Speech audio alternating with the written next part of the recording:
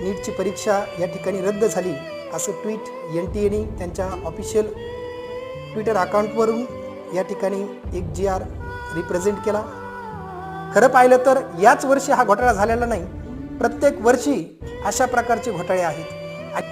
या परीक्षेबद्दलचा विश्वास या ठिकाणी अत्यंत कमी झालेला आहे। आणि त्याचबरोबर केंद्रावर गेल्यानंतर प्रश्नपत्रिका AI आधारित कॅमेरे सुद्धा त्या ठिकाणी आहेत। जसं रक्षक हेच भक्षक आहेत, त्याच पद्धतीने पेपर जो लीक होतोय तो NTA मधल्या अधिकाऱ्याकडूनच पेपर हा लीक होत असावा अशी चर्चा सर्व विद्यार्थी आणि पालक करत आहेत।